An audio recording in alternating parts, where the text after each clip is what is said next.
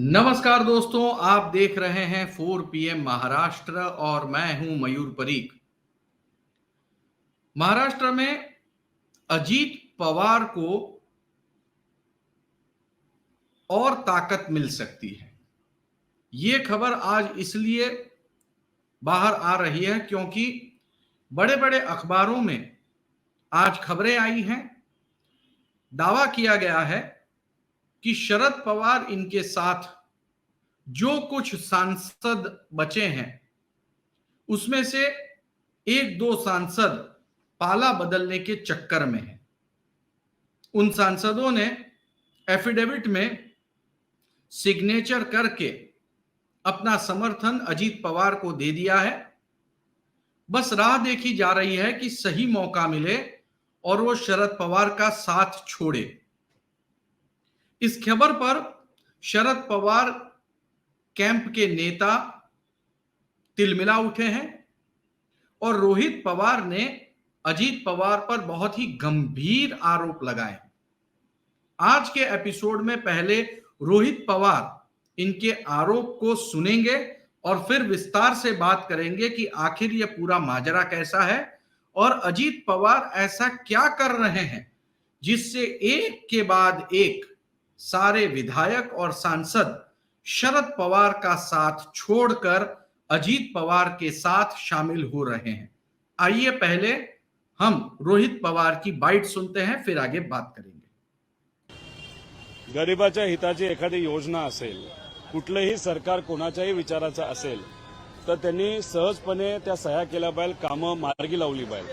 पण आता नवीन प्रथा सुरू झालेली आहे की तुम्ही आमच्या बाजूला या, नाहीतर आमच्या बाजूचा अफिडेविट द्या, तरच तुमचं ते काम करू। काही आमदारांना पर्याय राहत नाही। शेवटी स्वाभिमान टिकवला पाहिजे, जपला पाहिजे, अशी भूमिका आम्ही सर्वजण घेतो। काही लोकांना असं वाटतं की तात्पुरता विचार करावा, ते त्या पद्धतीने कदाचित अफिडेविटवर काम करत असावे, पण अशा पद्धतीने तुम्ही काम करेल जर तुम्ही अफिडेविटवर सही कराल असं जर काही नेते बोलत असतील तर ह्याला आपण साध्या भाषेमध्ये कुठेतरी ब्लॅकमेलिंगच म्हणतो। रोहित पवार ने मीडिया से बात की और अपनी बात में मराठी में उन्होंने बात करते हुए ये बताया कि अजीत पवार के द्वारा इस समय ब्लैकमेलिंग का गेम चल रहा है।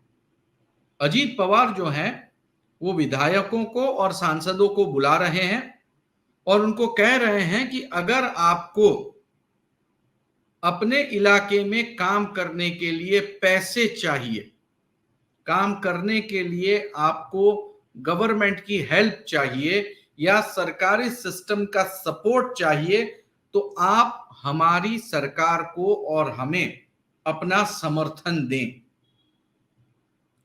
और रोहित पवार ये भी मान रहे हैं मीडिया के सामने कि कई सारे विधायकों ने हमसे पर्सनली आके कहा है कि चूंकि हमें हमारे विधानसभा क्षेत्र में डेवलपमेंट काम करना है, अगर हम नहीं करेंगे तो अगला चुनाव हम नहीं जीत सकते, अगला चुनाव हम हार जाएंगे और इसीलिए हमारे पास अजीत पवार के साथ शामिल होने के अलावा फिलहाल कोई भी विकल्प नहीं है। रोहित पवार ने ये जो दावा किया है, ये बात कई सारे नेता छुप छुप कर ऑफ द कैमरा मीडिया के साथ बातचीत करते हुए बताते हैं। सभी किसी को पता है कि एनसीपी पार्टी का स्ट्रक्चर ही कुछ ऐसा है कि बिना पावर के वो पार्टी टिक नहीं पाती।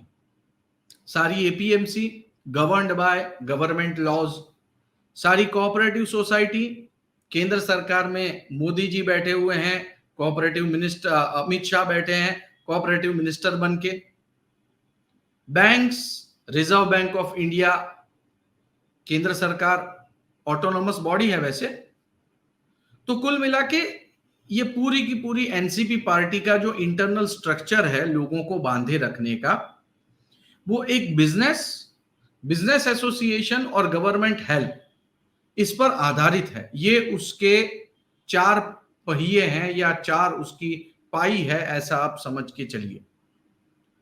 और चूंकि ऐसा है इसीलिए कोई भी व्यक्ति सत्ता से अगर दूर रहेगा तो उसका पद जाना तय है और महाराष्ट्र जैसे स्टेट जहां पे इस समय बीजेपी, शिवसेना आदि यानी कि Eknath Shinde, NCP Ajit Pawar, NCP Sharad Pawar, Shiv Sena Uddhav Thackeray group, Congress party, Maharashtra Navnirman सेना, अब केसीआर और स्थानीय पार्टियां अलग जो हम गिन नहीं रहे।